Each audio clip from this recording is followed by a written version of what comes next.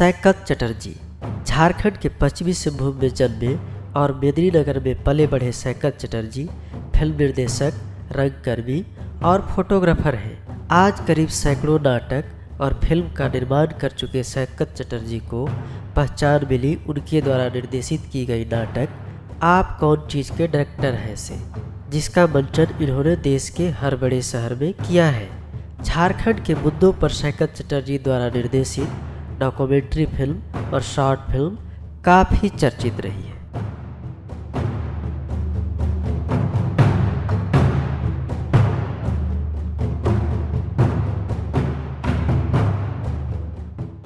नमस्कार सर। नमस्ते sir, journey जो शुरू से अब तक रहा है, चाहे वो सामाजिक कार्यों में हो या कला के फील्ड में हो, वो अपने अनुभवों से हम लोग को अवगत कराएंगे।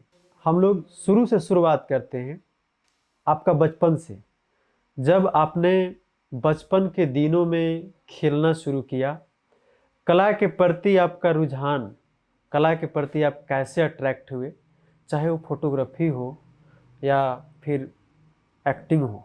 पहले तो बताऊं, जैसे ही जर्नी कहा आपने तो मुझे लगा कि ये पता नहीं जर्नी कैसा होगा और अल्टीमेटली जब हम लोग ख़त्म करेंगे इस जर्नी को तो दर्शक क्या सोच रहे होंगे, कहीं बोर तो नहीं हो गए होंगे। मेरा चुनाव किया है आप लोगों ने, तो उसके लिए आभार, थैंक्स आपका। और जर्नी में चलते हैं दर्शकों के साथ, अब जैसा भी लगे उन्हें, जब सवार हो गए हैं तो चलना ही पड़ेगा। जी जी बिल्कुल। आपने बचपन के बारे में पूछा।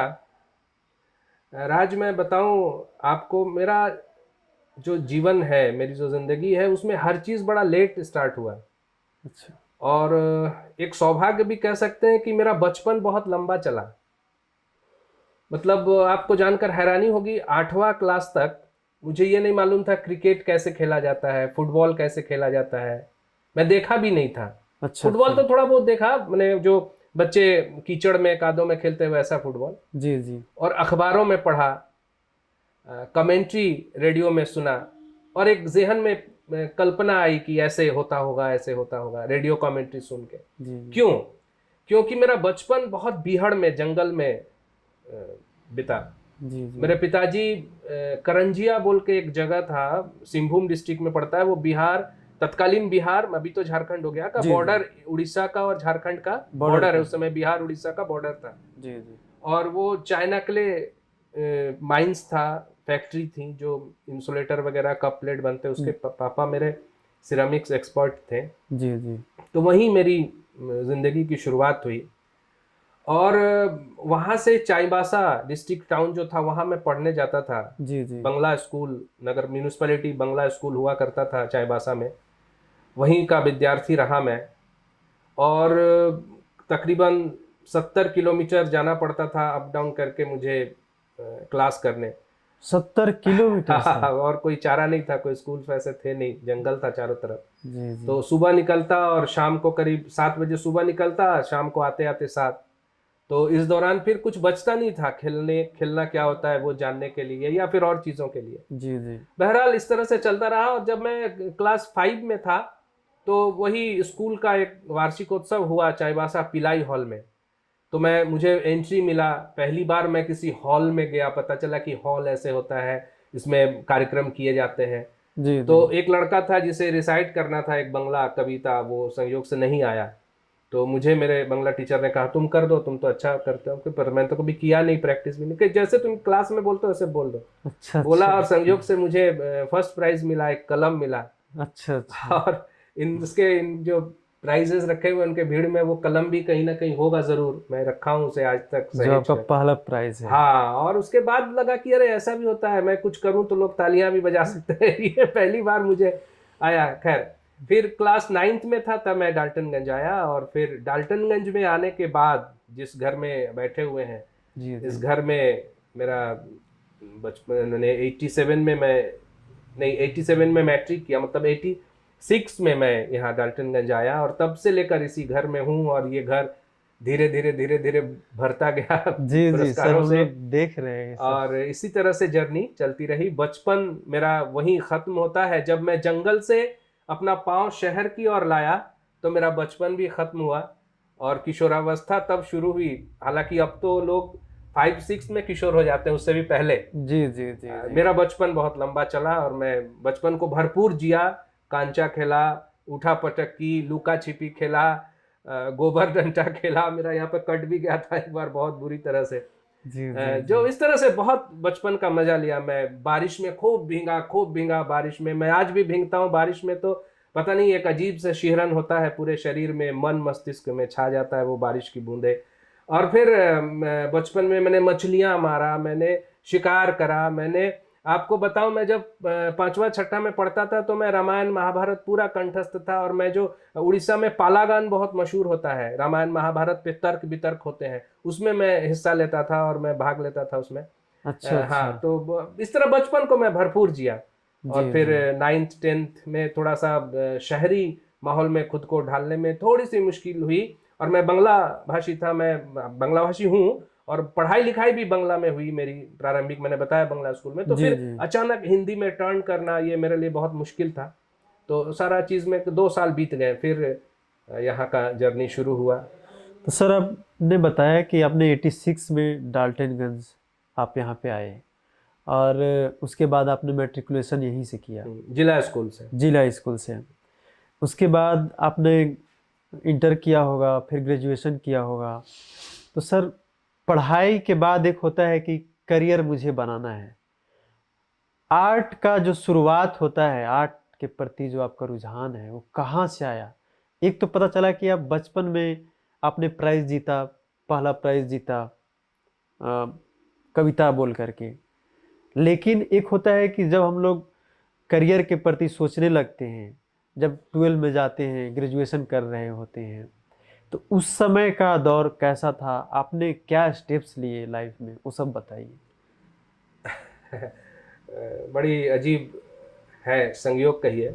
मेरे पिताजी होम्योपैथिक डॉक्टर थे, बहुत अच्छे। सिरेमिक्स में काम करने के साथ साथ वो चिकित्सा करते थे होम्योपैथिक की, और बहुत लंबी कतार लगती थी उनके पास, लोग आते थे। जी हालांकि उन्हें कोई डिग्रियां नहीं थी, वो पढ़ पढ़ के ऐसा करते थे, और उन्हें बड़ा शौक था कि मैं एक डिग्रीधारी होम्योपैथिक चिकित्सक बनूं। तो आपको बताऊं कि पापा का जो ये ख्वाब था, जो ख्वाहिश थी, उसे मैंने पूरा किया, और मेरे पास डिग्री है, मैं डॉक्टर हूँ होम्योपैथिक का। अच्छा। लेकिन मैंने कभी प्रैक्टिस नहीं करा। क्यों? इसके वजह है, मैं जब पापा के साथ भी बैठता था तो लोग आते थे, अपनी परेशानियां बताते थे, और पापा दवा देते थे, पापा के साथ मैं उन्हें असिस्ट करता था। जी तो मुझे लगता था यार कितना तकलीफ है लोगों को, कैसे जी रहे हैं ये। मैं बड़ा परेशान हो जाता था। मुझे रात रात भर नींद नहीं आती थी कि पता नहीं उन्हें दवा दिया वो सूट करा या फिर कुछ उलट पुलट हो गया, कुछ गड़बड़ हो गया। तो मेरी माँ बराबर मुझे सपोर्ट करती थी, और वो कहती थी कि नहीं, करो वही जो मन को चाहे। तुम भूखे पेट सो जाओ, 2 दिन 4 दिन सो जाओ, कोई बात नहीं, लेकिन मन भूखा नहीं रहना चाहिए, ये मेरी माँ कहती थी। और बड़ा उससे मैं प्रेरित हुआ। और पापा को हालांकि समझाने में मैं नाकामयाब रहा। वो जिंदगी भर कभी नहीं माने कि मैं इस काम को करूं, आर्ट एंड कल्चर को। लेकिन मैं शायद वही बनना था, और मैं वही बना। और मैं आपको एक बात और बताऊं, दर्शकों से भी साझा करना चाहूँगा। मेरी माँ बहुत अच्छी क्लासिकल सिंगर थी, ठुमरी गाती थी, और लाइट भी गाती थी, लेकिन ठुमरी उनका बेस था। जी जी। और 10th क्लास में जब वो पढ़ती थी तब उनकी शादी हो गई थी, और उस समय वो कलकत्ता रेडियो स्टेशन की बी हाई ठुमरी गायिका थी उस समय, आप समझ सकते हैं। लेकिन फिर यहाँ मैंने ससुराल, मेरे घर में आने के बाद हम लोगों का जो घर था वो थोड़ा सा, पापा लोग या और चाचा लोग या घर में गांव का जो माहौल था वो वैसा उनको मिला नहीं, और उस वजह से हाँ वो उनका सारा चीज खत्म हो गया। बस उनकी जो आवाज 3-4 दीवारी में कूंद होकर रह गई। तो माँ की उस तड़प को मैंने बहुत नजदीक से देखा है, और शायद वो तड़प मेरे अंदर से निकला, और मैंने प्रतिवाद किया कि नहीं, मैं बनूंगा तो आर्टिस्ट ही बनूंगा। अच्छा। चाहे वो फोटोग्राफी से मैं पैसे कमाऊं, मैं नाटक से पैसे कमाऊं, मैं अपनी जिंदगी को बचाने के लिए जो पैसों की जरूरत होती है वो मैं आर्ट एंड कल्चर से ही करके दिखाऊंगा। जी जी। ठीक है, मुश्किलें हैं, वो डाल्टनगंज जैसे छोटे शहर में तो बहुत मुश्किल है, लेकिन मेरी ज़रूरतें बहुत कम है। मेरी ख्वाहिश बहुत ज़्यादा हो सकता है, लेकिन ज़रूरत बहुत कम है। तो इस वजह से शायद मैं सरवाइव कर पाया, और ये कारवां चला। और फिर एक वक्त ऐसा आया जब मैं बहुत मुश्किल था, पापा बेड पे थे, मेरे पास रोज़मर्रे की जो खर्च होती थी घर की वो चलाने के लिए मेरे पास पैसे नहीं होते थे कभी कभी। जी जी। माँ पूछती थी कि सब्जी क्यों नहीं लाया रात को रिहर्सल से जब आता था, मैं कहता भूल गया, लेकिन हकीकत ये होता था कि मेरे पास पैसे नहीं होते थे लेने के। लेकिन फिर भी किसी तरह आपने वो कंटिन्यू किया। हाँ कंटिन्यू किया, और मैं हार नहीं माना। पंजाब नेशनल बैंक का एक एग्ज़ाम पापा हो रहा था, ज़बरदस्ती भराया, बैठा, उसमें भी सिलेक्शन हुआ, लेकिन मैंने ज्वाइन नहीं करा। मिडिल स्कूल के टीचर का एग्ज़ाम पापा ज़बरदस्ती बैठा है, गढ़वा में सेंटर पड़ा था, वो भी मैंने क्वालिफाई किया, बट ज्वाइन नहीं करा। सिर्फ इसलिए कि मैं देखता था अपने साथ जो नाटक करते थे, वो पुलिन मित्रा जी थे, प्रसिद्ध जी थे, विनोद पांडे जी थे, और भी बहुत सारे लोग थे, बैंकर्स थे वो, और भी कोई कोई पेशा से थे। तो वो काफ़ी मतलब देखते थे, परेशान रहते थे, यार कैसे रिहर्सल करें, समय नहीं मिल रहा है, ऑफिस से भागे भागे घर आए। तो मुझे लगता था यार मैं भी काम करने लगूंगा तो शायद मैं भी टाइम नहीं दे पाऊँ। जी। तो मैंने नहीं किया, और फिर चलता सर रहा। मैं रंगमंच पे आऊँगा, इससे पहले मैं ये जानना चाहूँगा कि आप अभिनय में कैसे आए, मतलब रंगमंच से कैसे जुड़े पहली दफा। जी मैं दर्शकों को बताना चाहूँगा कि सर का एक संस्था है मासूम आर्ट ग्रुप। वो संस्था जो है नाट्य के साथ साथ, रंगमंच के साथ साथ सामाजिक कार्यों में भी बहुत आगे है। सर ने चाहे वो कोरोना से लेकर हो या किसी भी परिस्थिति में लोगों को बहुत मदद किया है। इनकी संस्था बहुत आगे बढ़ चढ़ के कार्य कर रही है। तो सर आप रंगमंच के साथ साथ उस संस्था का शुरुआत के बारे में बताइए कि कैसे आपने उसको शुरुआत की, लोगों का जोड़ा, और उसका भी जर्नी सर। जी सबसे पहले 89 में मैं यहाँ बंगला लाइब्रेरी हुआ करता था, वहाँ हम लोग नाड़ू चाचा कहते थे, डॉक्टर सुब्रतो मैत्रा लाइब्रेरियन हुआ करते थे जी। तो मेरे यहाँ के कुछ सहपाठी जो बंगाली कम्युनिटी से आते थे, वो लेकर के गए कि चलो वहाँ लाइब्रेरी चलो। तो नाड़ू चाचा से मुझे बड़ा लगाव हो गया। तो दुर्गा पूजा का समय था, तो कुछ लोग दुर्गाबाड़ी जो है, बंगे दुर्गाबाड़ी, वहाँ के कुछ लोग आए नाटक का किताब खोजने कि भाई नाटक करना है। तो नाड़ू चाचा मेरा परिचय कराया कि देखो भाई ये भी बंगाली लड़का है, नया नया आया है, तो इसको भी नाटक में ले लो। मैं तब से पहले जानता नहीं था नाटक क्या होता है। तो लोग मिलजुल कर, राजीव मुखर्जी थे, नीलकमल भट्टाचार्य थे, सोमनाथ दत्ता थे, और भी बहुत से उस समय के हमारे एज ग्रुप या थोड़े से बड़े या छोटे लोग थे। तो सब ने मिलकर प्राइवेट सेक्रेटरी एक नाटक किया, फिर एक फ्लू नाटक हुआ, 2 नाटक लगातार हुआ। उसी में लोगों ने सराहना करी। मुझे तो समझ में ही नहीं आ रहा था कि यार ये तो याद करना है, बोलना है क्या। ये 90s की बात है। हाँ 89। मुझे पता ही नहीं लग रहा था कि हो क्या रहा है, क्योंकि नाटक के बारे में कोई आइडिया नहीं था, कभी पढ़ा नहीं था, देखा नहीं था, सुना नहीं था, जाना नहीं था। खैर किया तो लोगों ने कहा कि बड़ा अच्छा अभिनय किया। मैंने अच्छा ऐसा भी होता है, मैंने तो कुछ किया ही नहीं। तो खैर तो वहाँ पुलिन मित्रा जी थे, वो भी दुर्गाबाड़ी से बहुत अच्छा करते करते हिंदी रंगमंच पे आ गए थे, और TN वर्मा और उस शैलेंद्र सिंह, उस समय के जो नटराज कला केंद्र हुआ करता था, उसमें उन लोग नाटक करते थे। अच्छा। तो उत्पल मैत्रा थे जो यहाँ के काफी दुर्गाबाड़ी के बहुत अच्छे मेंबर थे और रंगकर्मी भी थे, और वो पुलिंदा से अटैच थे, वो हिंदी नाटक भी करते थे। अभिव्यक्ति नाट्य संस्था थी उस समय उन लोगों की, नटराज कला केंद्र के बाद अभिव्यक्ति संस्था उन लोगों ने बनाया।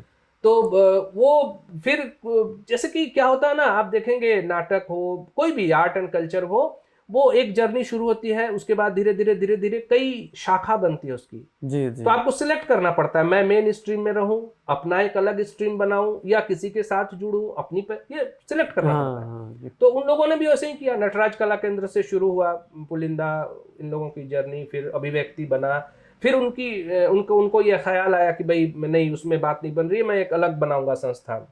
तो उसके लिए लड़कों को ढूंढ रहे थे, अच्छे लड़कों को। तो उतुदा ने उनको मेरा नाम सुझाया, और पुलिंदा अपना वो स्कूटर से एक दिन आए। मैं तब से क्रिकेट से भी जुड़ गया था, क्रिकेट काफी खेलता था मैं उस समय, पुलिस लाइन में प्रैक्टिस करा था। वो गए कि भाई मैं तुम्हें अपना टीम में लेना चाहता हूँ। मुझे लगा कि अरे वाह बड़ा अच्छा है, तो मैं बोला कि ठीक है करूंगा। तो मैं चला गया, और एक मेलोडी नाट्य संस्था की गठन हुई, 8-10 लोगों ने मिलकर के पुलिंदा के निर्देशन में।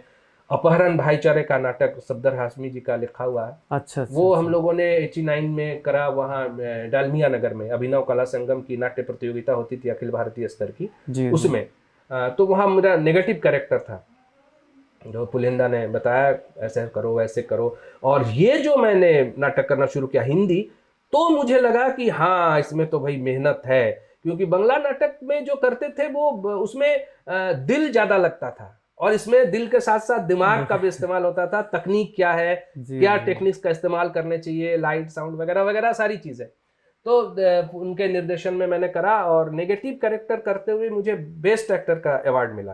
तो उस समय तक भी मैं सच बता रहा हूँ, मुझे आइडिया नहीं लगता था कि मैं कर क्या रहा हूँ। लेकिन बेस्ट एक्टर का मिला, लोगों ने बड़ी तारीफ की, तो मुझे लगा अरे यार मैं तो अच्छा कर रहा हूँ। तो धीरे धीरे क्रिकेट अब छूटने लगा, क्रिकेट फुटबॉल ये छूटने लगा, और नाटक फिर हावी होने लगा। फिर बहुत लंबा एक सफर रहा मेलोडी के साथ, और बहुत सारे नाटक पुलिंदा के निर्देशन में करा हम लोगों ने। बहुत हिट नाटक हुए, गोबर भाग गया, आखिरी सबक वगैरह वगैरह, बहुत सारे नाटक ऐसे हुए और उसमें बहुत सारे पुरस्कार मिले हम लोगों को अखिल भारतीय स्तर पर। और धीरे धीरे मुझे समझ में आने लगा। इस दौरान मैं दर्शकों से, जो खास करके हमारे युवा साथी या अगर कोई बच्चे हो जो इस लाइन में काम करते हैं, वो देखना चाहते हैं और मेरी बातों को सुनना समझना चाहते हैं, तो उनके लिए एक बात कहना चाहूँगा। इस दौरान मैंने 90 से लेके 94 तक, 90 में पुरस्कार वगैरह मिला खूब, 90 से लेके 94 तक 4 साल मेरे झोली में, मेरे हिस्से एक भी खिताब या एक भी पुरस्कार नहीं आया। पूछिए क्यों? क्यों सर? क्योंकि मेरे अंदर अहम काम करने लगा।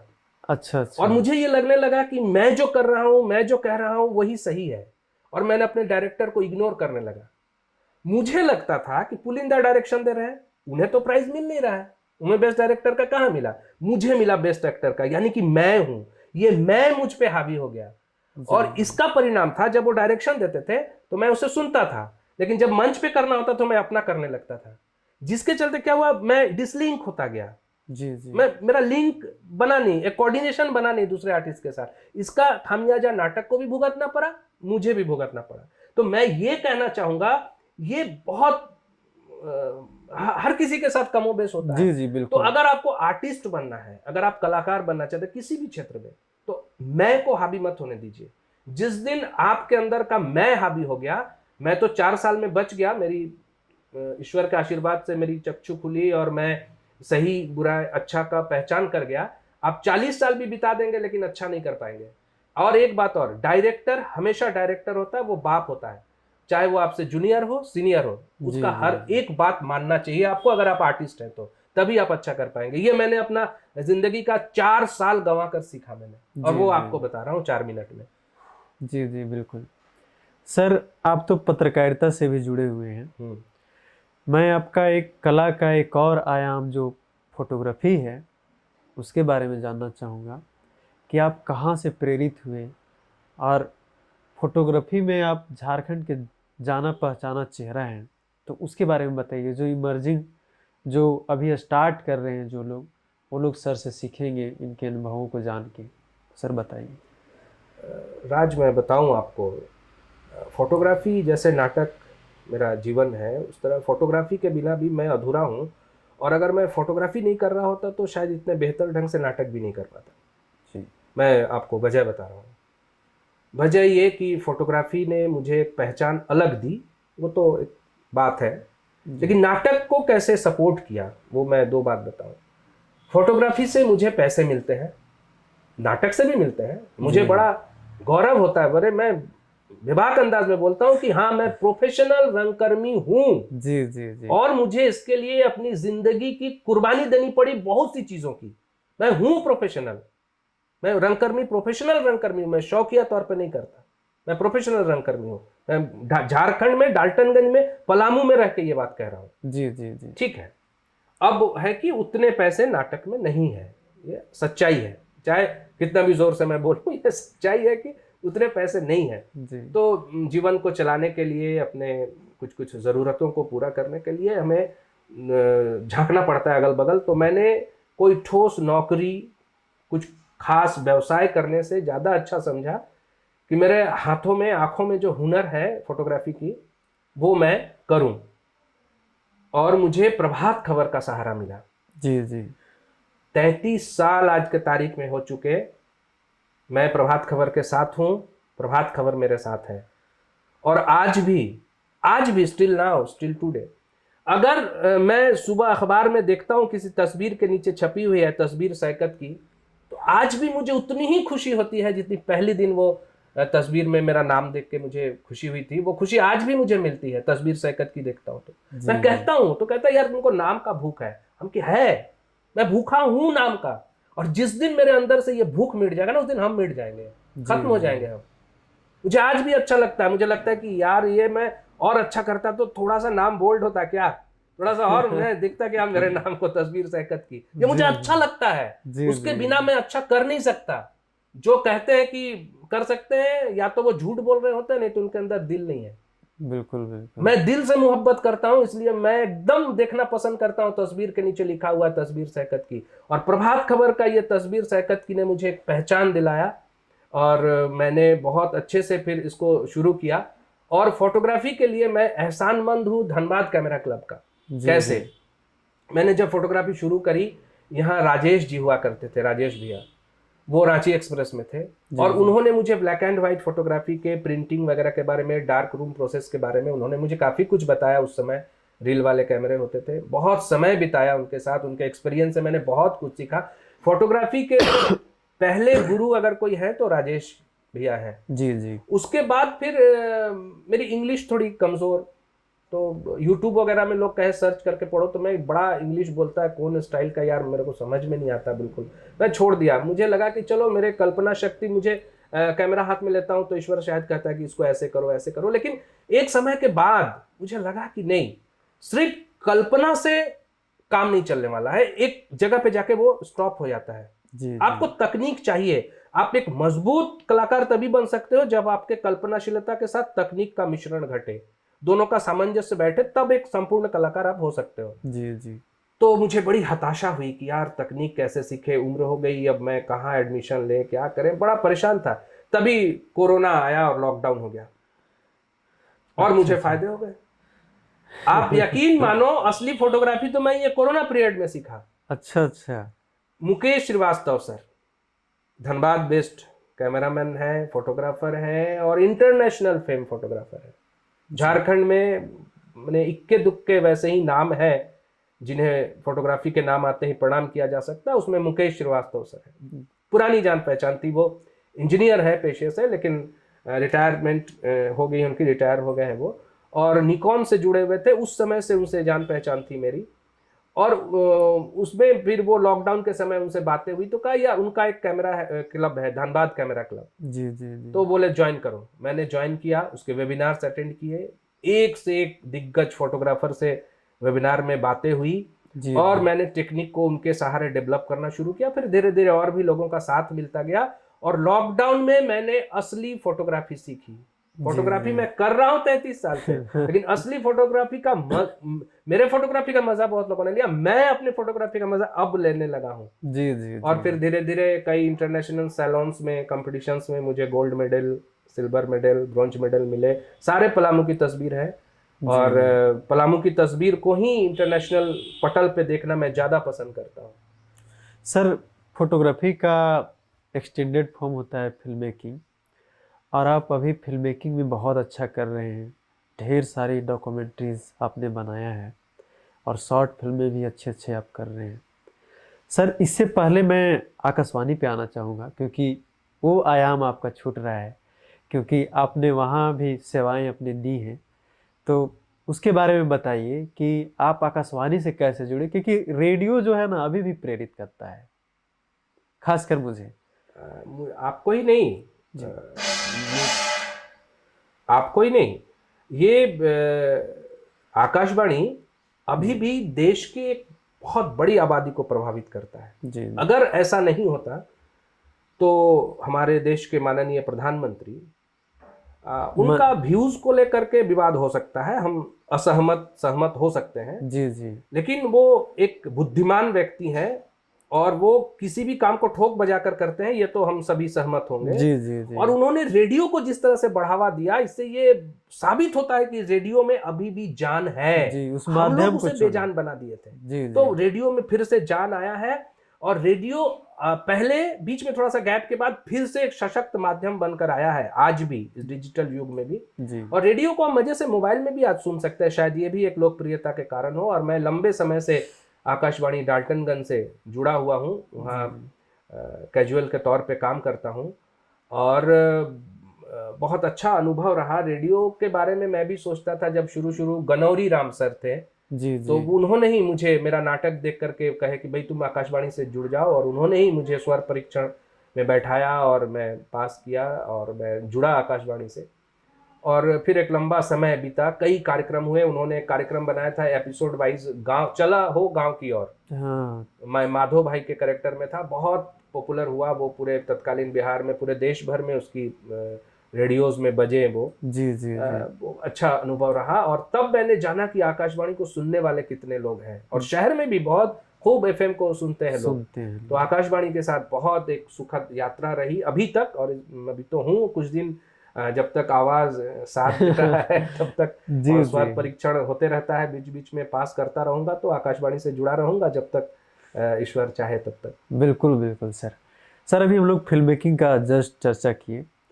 सर आप बताइए कि अब फिल्म मेकिंग में, चाहे वो विषय वस्तु को लेकर हम लोग बोलें, क्योंकि आपने ढेर सारी शॉर्ट फिल्में की हैं जिनमें आपने डायरेक्शन भी किया है और एक्टिंग भी किया है, तो उनका विषय वस्तु चुनने का क्या आपका प्रयास रहा, और लोगों तक जो आप पहुंचा रहे हैं उसका सब्जेक्ट को, उसके बारे में बताइए।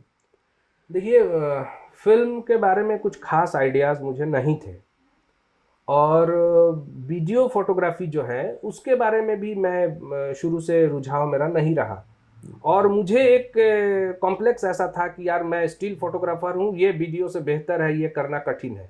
जी तो देखिए, मैं अपनी गलतियों को बहुत सरेआम स्वीकार करता हूँ, ये मेरी गलती थी, अच्छा। और मैं बहुत लंबे समय तक इस भ्रम को पाल के रखा। जी जी नहीं यार, ऐसा नहीं होता है। स्टिल है, अपने जगह पर है, वीडियो है, वो अपने जगह पर है, कोई प्रतिद्वंदिता नहीं है, वो ज्यादा अच्छा है, ये ऐसा कुछ नहीं है। आज मैंने समझा, जी उसके जी अपने आयाम है, इसके अपने आयाम है। आप जो करना चाहो, जिसमें बेहतर करो, वो बेहतर है। तो ये नहीं सोचना चाहिए कि मैं वीडियो करता हूं तो वो अच्छा, मैं स्टिल करता हूं तो वो अच्छा, ऐसा कुछ नहीं है। सबके अलग अलग आप कैसे स्थापित करते हो उसको, उस पर पड़ता है। खैर, ये तो मेरी गलती थी, जो मैंने स्वीकार किया। और लोगों से अनुरोध करूंगा, जो हमारे छोटे, खास करके जो हैं, बड़ों को तो मैं कह नहीं सकता, लेकिन जो छोटे हैं मुझसे, मेरे हम उम्र हैं, उनसे कहना चाहूँगा कि ऐसी भ्रम को मत पाले। जो भ्रम मैंने पाल के अपनी ज़िंदगी के बेशकीमती सालों को बर्बाद किया, वो भ्रम आप मत पालें। आप जो करना चाहते हैं, आप उसमें दिल लगा कर करें बस। तो आइए फिल्म मेकिंग पे। तो मैं शुरू में नहीं अटैच था। फिल्मों के बारे में आइडियाज़ लगे दूरदर्शन से। जी जी डाल्टनगंज दूरदर्शन केंद्र की स्थापना हुई। मरहूम एमजे साहिल साहब, जो देश के एक नामचीन शायर भी थे, जी वो निदेशक बन के आए, और उनके ज़माने में डाल्टनगंज दूरदर्शन केंद्र का परचम खूब लहराया। जी जी फिर भरत सिंह चौहान आए, और उन्होंने भी अपने निर्देशन में काफ़ी कुछ ड्रामा वगैरह करा। फिर उन लोग, इस दौरान कोई कार्यक्रम अधिशासी पेक्स जो बोलते हैं, वो भी आए, लेकिन मैंने निर्देशक का नाम लिया कि उन लोगों ने नाटकों पे खास ध्यान दिया, टेली फिल्म जो बोलते हैं। और जी जी उसी से मुझे लगा कि अरे, ये जो हम मंच पे करते हैं उसको थोड़ा अप डाउन करके ऐसे प्रस्तुत भी किया जा सकता है, और बड़ा सशक्त माध्यम है। फिर बड़ा लंबा गैप हो गया डाल्टनगंज दूरदर्शन केंद्र में, ये नाटक बनने बंद हो गए। वजह बोलूँ तो शायद एक एपिसोड आपको फिर शूट करना पड़े, अच्छा इतने अच्छा वजह है उसके। और मैं ये पसंद नहीं करता हूँ कि अपने जीवन से, अपनी जिंदगी से नेगेटिव चीजों ऊर्जाओं को को लेकर। भरूं, जी इसलिए जी मैं उस नेगेटिव बातों को करना नहीं चाहता। मैं पॉजिटिव पक्ष उसके ये है कि फिर सौभाग्य से डाल्टनगंज दूरदर्शन के में आए डॉक्टर BN सिंह, भूपेंद्र नारायण सिंह। जी जी ये रांची बेस्ड है, और नाटक के बहुत ज्ञाता मैं कह सकता हूँ। रांची में फुल लेंथ नाटकों को इन्होंने बखूबी अंजाम दिया, स्टेज नाटक को, दूरदर्शन की जी। बात छोड़ दीजिए। और देश के कई हिस्से में ये रहे पोस्टेड, और उस दौरान टेली फिल्म खूब किया। और डाल्टनगंज दूरदर्शन में आकर भी इन्होंने टेली फिल्म खूब किया, और उनके ज़माने में मैंने बहुत कुछ सीखा इस मीडियम के बारे में, फिल्म मेकिंग से। जी जी और फिर उनके जाने के बाद फिर से कई वजह से दूरदर्शन केंद्र में ये नहीं हुआ, वो अलग चैप्टर है, वो आज का चैप्टर विषय नहीं है। जी जी तो लेकिन फिर मुझे वो चस्का लग गया। जी तो जी फिर मुझे लगा कि मेलोडी के साथ मैं जब चल रहा था, तो मुझे लगा कि नहीं, कुछ अड़चने आ रही हैं, कुछ दिक्कत आ रहा है। तो मुझे लगा कि एक अलग ऐसा समूह चाहिए जो निबंधित हो। मैंने पता किया, तो पता चला काम करने के लिए, प्रोफेशनल्स काम के लिए, सरकारी काम के लिए आपको निबंधन जरूरी है। जी मैंने निबंधन का प्रयास किया, तो मेलोडी से नहीं मिला, मासूम आर्ट ग्रुप से निबंधन मिला। और 2013-14 से मासूम आर्ट ग्रुप के नाम से ये कारवां शुरू हुआ। कुछ लोग आते गए, नए लोग जुटते गए, कुछ पुराने लोग मतभेद के कारण अलग होते गए। मैं इसे अच्छा मानता हूँ। मतभेद है तो आप एक साथ मुखौटा ओढ़ के लंबे समय तक साथ नहीं चल सकते, अलग हो जाना ज्यादा बेहतर है।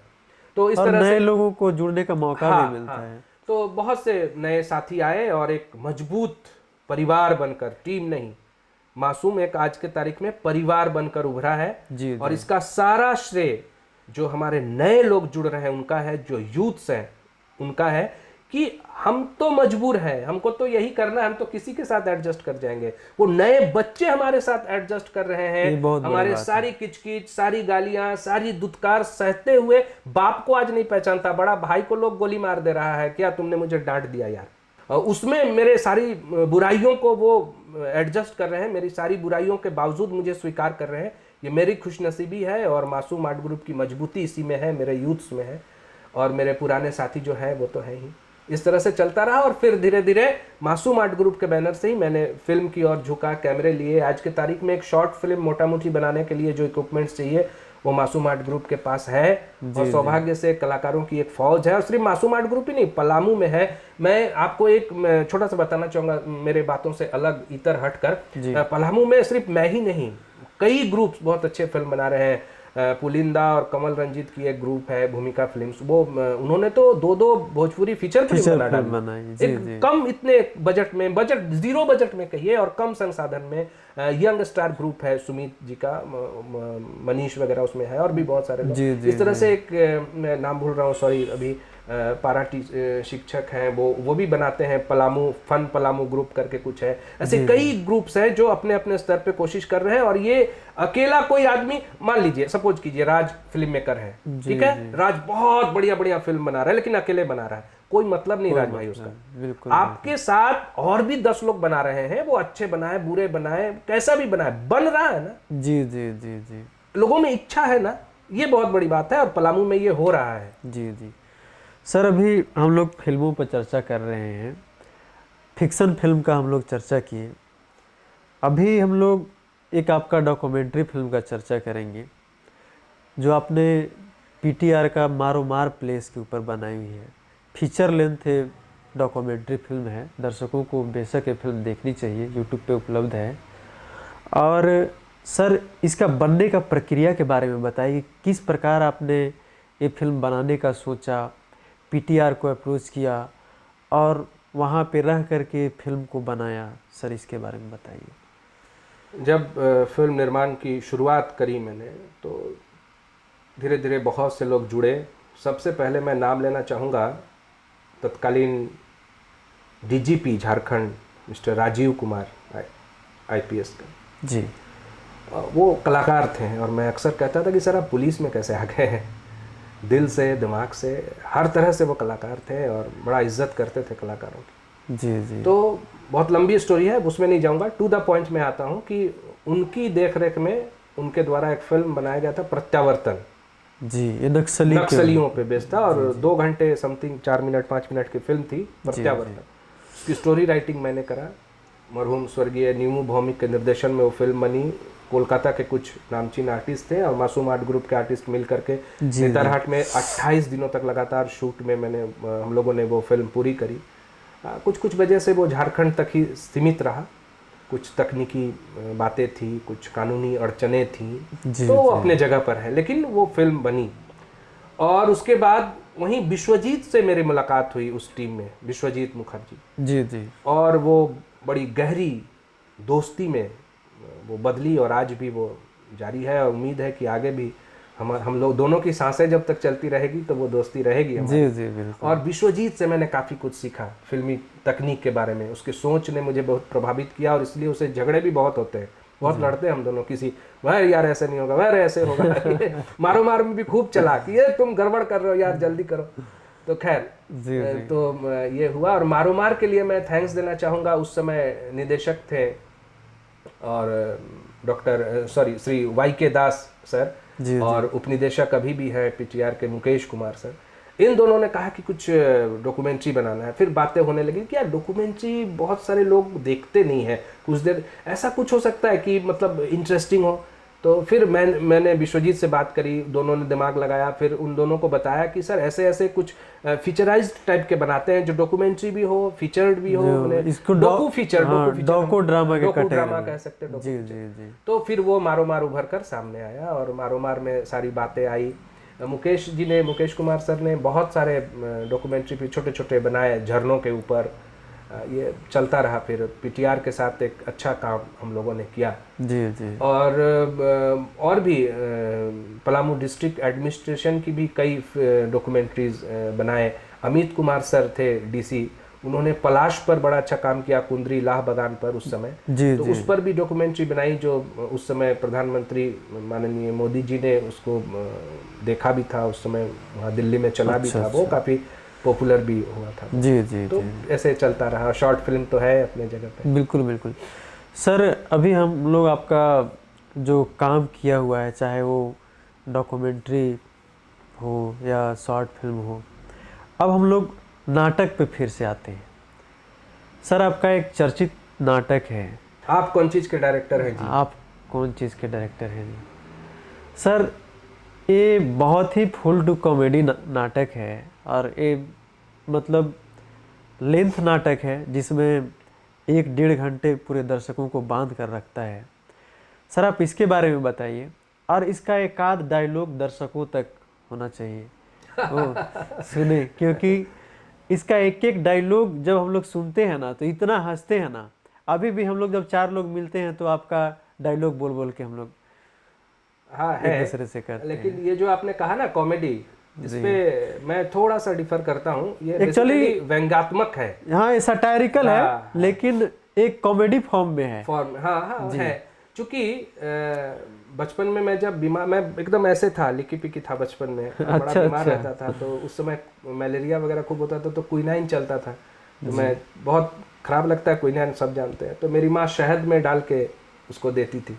अच्छा। तो वो मुझे दिमाग में चढ़ा हुआ है आज भी कि कोई कड़वी बातें कहनी हो, कुछ ठोस बात आपको रखना हो, तो हल्के ढंग से आप कहें तो वो बड़ा जाके सटीक बैठता है और निशाने पे लगता है। जी जी। तो आप कौन चीज के डायरेक्टर है जी में समाज के, चाहे वो राजनीतिक पहलू हो, सामाजिक पहलू हो, धार्मिक पहलू हो, आर्थिक पहलू हो, आपसी रिश्तों की बात हो, बहुत जोर से मारा गया है धक्का चोट। जी जी। तो वो चोट बहुत न लगे और वो रिटर्न मुझ पे ना जाए, इसलिए मैंने कॉमेडी का सहारा लिया और वो थ्रू कॉमेडी कहा। जी जी। है जो व्यंग्यात्मक है। और आपको जानकर बड़ी हैरानी होगी, खुशी भी, कि 108 शो हो चुके हैं इसके अभी तक। जी जी। देश के विभिन्न हिस्सों में, साउथ छोड़ के लगभग सभी हिंदी भाषी वलय में ये हुआ। और बड़े पात्र इसके आते गए जाते गए। लेकिन कुमार युगांत अभी मुंबई में है, वो दुर्योधन का रोल करता था। एक शफीउल्लाह खान, अच्छा अच्छा, वो दुर्योधन का रोल करता था, बड़ा ज़बरदस्त। कमलकांत ने भी निभाया। जी। और इन दिनों कामरूप सिन्हा निभा रहे हैं। तो और भी लोगों ने निभाया। तो ये जो दुर्योधन का रोल ये चारों जो कराना, चारों अलग अलग ढंग से किया, अलग अलग जोनर के हैं चारों एक्टर, लेकिन दुर्योधन को बड़ा बखूबी जिया। और मैं उसमें डायरेक्टर का रोल करता हूँ। कृष्ण की भूमिका देखिए आप, कृष्ण को कैसे मजाकिया अंदाज में पेश किया है उस नाटक में। भीम है, भीम के रोल भी बहुत सारे लोगों ने किया, परिमल ने किया, शहजाद खान एक हुआ करते थे, उन्होंने करा। एक नसीम अहमद हमारे ग्रुप में है, वो करते थे। जी जी। अभी संजीव सिंह ने किया, बहुत सारे लोगों ने उस भीम के रोल को किया। लेकिन कुछ कुछ चीज़ हो जाता है जो वो एकदम, विनय एक हुआ करता था, डांस करता था, और एक संतन, ये अभी भी है, डांस करता है, बहुत अच्छे डांस शिक्षक है। इन दोनों ने कृष्ण का रोल किया। तो बड़ा उनका आउटपुट कुछ अलग था। अभी उज्जवल करता है, उसका आउटपुट कुछ अलग है। लेकिन आप कौन चीज के डायरेक्टर है जी, नहीं रुका, वो चल रहा है, कैरेक्टर बदलते गए। और उसमें एक डायलॉग है बड़े जबरदस्त, कॉमेडी में जो पंचेस होते हैं ना, वो नहीं रहेंगे। तो आपने इतनी तारीफ करी और मैं भी सुनाऊं, लोगों को हंसी ना आएगा यार, बोल रहा था ना मैं। उसमें एक जो मुझे बड़ा अच्छा लगता है वो बताता हूँ। कॉमेडी तो छोड़ दीजिए अभी, जी जी, कभी मौका मिले तो आप क्लिप्स दिखा देंगे दर्शकों को। जी, जी, जी। या दर्शक कुछ देखे भी होंगे। उसमें एक डायलॉग है, डायरेक्टर को कहा जाता है कि दुर्योधन गिर क्यों नहीं रहा है, दुर्योधन को गिराओ। तो बहस चलता है। तो डायरेक्टर कहता है कि आज जो ये विध्वंस हो रहा है, उस विध्वंस के बीज हमारे पूर्वजों ने बोए हैं। हमारे पूर्वजों के बोए हुए विध्वंस के बीज के विध्वंसक परिणाम हम आज काट रहे हैं। जी जी। और ऐसे करके वो 4-5 उदाहरण देते हैं कि कैसे पहले जो हुआ था उसका प्रतिवाद नहीं किया, और प्रतिवाद नहीं होने से वो उदाहरण बनता चला गया और आज उसके दुष्परिणाम हमारे सामने हैं। ऐसे करके है, जैसे कि वो कहता है कि उस दिन पहली बार सत्य प्रतिष्ठा के नाम पर अगर महाराज हरिश्चंद्र महारानी सभ्या को नीलाम नहीं किया होता तो आज हमारे देश में किसी भी नारी को सरेआम घर से बाहर नहीं ढकेला गया होता। इस तरह से कई उसके छोटे छोटे टुकड़े हैं। द्रोणाचार्य को कटघरे में लाया गया कि एकलव्य का अंगूठा दान में उन्होंने शिक्षक होकर छात्र का अंगूठा धोखे से दान में मांग लिया एक दूसरे छात्र को प्रतिष्ठित करने के लिए। इसीलिए आज जेपीएससी में भी घोटाला देखने को मिल रहा है। उसी का दुष्परिणाम है, उदाहरण है वो। बिल्कुल बिल्कुल बिल्कुल। उस दिन प्रबल पराक्रमी महाराज भीष्म ने अपनी कमजोर भाई से शादी कराने के लिए अंबा और अंबालिका का हरण कर लिया। तो आज आप अगर बलशाली है तो मेरी बहन को घर से खींच कर ले जा रहे हैं। उसी का दुष्परिणाम, उसी का दुष्परिणाम। बिल्कुल। उस दिन किसी ने प्रतिवाद नहीं किया क्योंकि भीष्म बहुत प्रबल पराक्रमी था, वो काट देता, मार देता। इस डर से किसी ने प्रतिवाद नहीं किया। तो आज भी आप बलशाली है तो आपका प्रतिवाद हो नहीं रहा। जी जी बिल्कुल। तो इस तरह से वो नाटक है और बहुत अच्छा नाटक है। एक नाटक और भी मेरे ज़हन में बड़ा, वो बहुत ज़्यादा शोज हुए नहीं, 15-20 हुए, संध्या तारा। बाद के दिनों में उसे वृद्धाश्रम के नाम से भी करा हम लोगों ने। अच्छा अच्छा। बिखरते परिवार पे है, कैसे बच्चे चले जा रहे हैं बाहर और हम कोस रहे हैं उन्हें कि बच्चे बाहर चले जा रहे हैं, लेकिन उनकी मजबूरी है। हम माँ बाप हैं, हम उन्हें पढ़ा दे रहे हैं, उन्हें डिग्रियां दे रहे हैं। हम बड़ा अच्छा लग रहा है कि अरे मेरा बेटा तो फर्स्ट हो रहा है, मेरा बेटा तो एकदम एनी टाइम फर्स्ट करता है, मेरा तो 90% से नीचे लाता नहीं है, मेरा तो 99% वाला है। तो आप सोचो इस छोटे से शहर में डाल्टनगंज में अगर आपका बेटा 99 लेके पास करता है और IAS IPS बनने का आप सपना दिखा रहे हो, डॉक्टर बनने का सपना दिखा रहे हो, उसे बाहर कोटा भेज रहे हो, बेंगलोर भेज रहे हो, कहीं भेज रहे हो, मद्रास भेज रहे हो, भेज के पढ़ा रहे हो, और वो डाल्टनगंज लौट के आके क्या यहाँ कचहरी में चाय बेचेगा? नहीं बेचेगा वो। बिल्कुल। उसको स्टैंडर्ड का नौकरी चाहिए। शहर में है नहीं तो बाहर ही जाएगा। और तब जब हम बूढ़े हो जा रहे हैं माँ बाप, तो हम कोस रहे कि बच्चा तो छोड़ के चला गया। बिल्कुल बिल्कुल। तो उनकी अपनी उड़ान है। ये कश्मकश को लेकर वो नाटक है, बहुत प्यारा नाटक है। इमली का पेड़ नाटक हम लोग करते थे, 2 कैरेक्टर, वो भी बड़ा, कई है नाटक कभी। सर, अब अंत में आप दर्शकों से कुछ कहना चाहें, आपके जीवन में किन किन लोगों का प्रभाव रहा है, किन से आप प्रभावित रहे, ये आप देखिए, प्रभावित रहना नहीं रहना वो एक अलग बात है, लेकिन मेरी पूरी ज़िंदगी बहुत से लोगों के कर्जदार है। अगर वो नहीं होते तो शायद मैं नहीं होता, मैं होता तो शायद इस रूप में नहीं होता। जी जी। और इस रूप में नहीं होता तो शायद आज आप मेरे साथ बैठ के मेरा इंटरव्यू नहीं कर रहे होते, और ना दर्शक इतने लंबे समय से मुझे झेल रहे होते। जी जी। तो मैं कर्जदार हूँ, मेरी पूरी ज़िंदगी कर्जदार है कुछ लोगों का। सबसे पहले तो मैं शुक्रिया अदा करना चाहूँगा ईश्वर का कि मुझे इतना मजबूत विल पावर दिया कि मुझे जो चाहिए, जिसे करके मुझे सुकून मिलता है, मैं चैन का नींद सो सकता हूँ, मैं वही काम कर पा रहा हूँ। इसके लिए ईश्वर को धन्यवाद। और सबसे मेरे जीवन की जो अहम हिस्सा है, मेरा अगर कोई सच्चा दोस्त है जी तो मेरी माँ, जिसने मुझे ये साहस दिया, ये बल दिया कि तुम वही करो जो तुम करना चाहते हो। और उन्हें ये यकीन था कि मैं शायद कुछ गलत ना करूं। इंसान हूं, गलतियां हो जाती है, लेकिन मैं अपने जीते जी तो ऐसा कुछ नहीं करूंगा होश में जिससे मेरी माँ की आंखें शर्म से नीचे झुक जाए। ऐसा तो मैं नहीं होने दूंगा। जी जी बिल्कुल। तो मेरी ज़िंदगी मेरी माँ की दी हुई है और उन्हीं का बनाया हुआ भी है, कह सकते हैं। और मेरे साथ जिन्होंने लंबे समय तक काम करा, कुछ ऐसे साथी भी रहे जो नाटक नहीं किए, लेकिन आज भी मुझे फ़ोन करके या मैसेज करके, या मैं जानता हूँ कि मैं जो भी अच्छा काम करता हूँ वो दिल से खुश होकर दुआ देते हैं। उतुदा, जी जी, उत्पल मैत्रा, एक शख्स और जो नहीं होते तो मासूम आर्ट ग्रुप इतना मजबूती से नहीं खड़ा होता, हम इतना मजबूती से नहीं खड़े तो वो कहीं नहीं दिखते।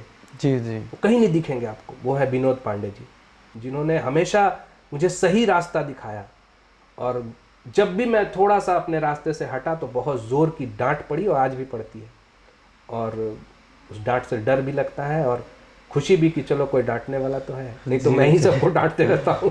जी जी। और मैं शुक्रिया अदा करना चाहूँगा, इस मुकाम पे पहुँचा हूँ तो उसमें पुलिंदा का भी बहुत बड़ा योगदान है। मेरा प्लिंथ उन्होंने तैयार किया, मेरे अंदर में नाटक का कीड़ा को उन्होंने ही डाला, जी जी। मेरे खून में वो चीज़ की पैदाइश उन्होंने ही कराई, पुलिंदा।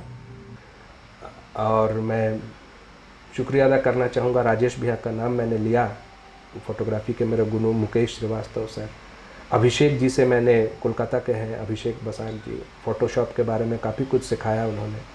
जी जी। बहुत सारे ऐसे नाम हैं, मेरे कुछ दोस्त हैं, मेरे कुछ महिला मित्र हैं, मेरे कुछ छोटे दोस्त हैं जो मुझसे बहुत छोटे हैं लेकिन मुझे बहुत सहारा देते हैं अपने बातों से, सिर्फ ये कह के कि मैं हूँ तुम्हारे पीठ के पीछे, मुझे बहुत सहारा मिलता है। और मैं शुक्रिया अदा करना चाहूँगा विशेष रूप से मुनमुन जी का। मेरे इस लंबे सफ़र में कई महिला सहकर्मियों ने मेरे साथ काम किया, और उस ज़माने में बनी फातिमा, निभा सिन्हा, ऐसी ऐसी महिलाएं निकल के घर से बाहर आईं और नाटक करी। रीमा साहा है, जो सोच नहीं सकते थे आप पलामू में लड़कियां नाटक करेंगी। जी जी। मेरे ऊपर विश्वास करके, रंगकर्म के ऊपर विश्वास करके, मंच के प्रतिष्ठा पर विश्वास करके उनके अभिभावकों ने छोड़ा उन्हें। ठीक है, उन्होंने लंबे समय तक नहीं करा, लेकिन मुनमुन जी पिछले 22-23 वर्षों से लगातार मजबूती से डटी रही और मेरे लगभग हर नाटक का हिस्सा रही, फिल्मों का हिस्सा रही। अगर सामने मंच पे नहीं दिखी तो बैकडोर से, पीछे से सपोर्ट करी। और आज भी मुझे कहीं भी थोड़ा सा भी परेशानी होती है तो मैं जाता हूँ उनके पास और कहता हूँ कि भाई माँ के बाद एक तुम ही हो जो मुझे, मैं अपनी दिल की बात जिन्हें कह सकता हूँ। जी जी। मुनमुन जी हैं और उनसे मैं अपनी दिल की सारी बातें बता सकता हूँ और सही रास्ता मुझे बताती है कि अरे चलो होता है, ऐसा करो। मेरी बहुत अच्छी दोस्त हैं वो, मैं उन्हें भूल नहीं सकता। उनका बहुत बड़ा योगदान है मेरे ज़िंदगी पे, मेरे नाटक पे, मेरे मासूम आर्ट ग्रुप पे। मैं शुक्रिया अदा करना चाहूँगा गुड्डन का, संजीव कुमार सिंह जी जी। रंगमंच का बेशकीमती हीरा था वो। उसकी शारीरिक वजह से वो बहुत लंबे समय तक कर नहीं पाया, लेकिन आज भी वो मानसिक रूप में इतना सपोर्ट करता है कि आप बिलीव नहीं कर पाएंगे। बहुत बड़ी ताकत है वो मेरा। जी जी जी। कामरूप मेरा मजबूत तो दिखता है, कामरूप दिखेगा आपको हर जगह। हाँ। तो वो दिखता है। ऐसे बहुत से साथी हैं जो आपको इस जर्नी में सपोर्ट किए। मासूम आर्ट ग्रुप के लिए एक दिन भी, एक नाटक भी जिन्होंने करा, मैं एहसानमंद हूँ। मैं दिल से शुक्रिया अदा करना चाहता हूँ उनका। एक दिन के लिए भी जिन्होंने मासूम आर्ट ग्रुप के साथ जुड़कर रंगमंच को समय दिया है, मैं एहसानमंद हूँ, मैं कर्जदार हूँ उनका। और सारे लोग, और ख़ास करके जो रंगमंच से जुड़े नहीं हैं, जैसे प्रोफेसर एस.सी. मिश्रा है, प्रोफेसर के मिश्रा है, अनिल सिंह DRDA में काम करते थे, वो है। मेरा दोस्त है रविशंकर, राष्ट्रीय नवीन मेल में फोटोग्राफी करता था मेरे साथ। मैं काफ़ी नाम आ रहे हैं, मैं सच बता रहा हूँ, मैं नाम गिनाऊँ तो अब मैं आगे एक एपिसोड आपका पूरा हो जाएगा। तो ऐसे ऐसे लोगों ने मेरा सपोर्ट करा। एस.सी. मिश्रा सर, आप यकीन करेंगे, इस उम्र में भी वो मेरा एक फिल्म देखते हैं, मेरे कुछ पढ़ते हैं तो फ़ोन करते हैं, आशीर्वाद देते हैं, और वो आशीर्वाद मुझे बहुत काम करता है। मेरे बंगाली समुदाय के जो मेरे लोग रहे जिन्होंने मुझे खड़ा होने में मदद किया, मैं उन सभी का आभार व्यक्त करता हूं। और आपका भी जो मुझे समय दिया, मेरे लिए समय निकाला, और दर्शकों का भी, जिन दर्शकों ने मुझे इतना प्यार दिया, और उम्मीद है कि आगे भी आप देते रहेंगे।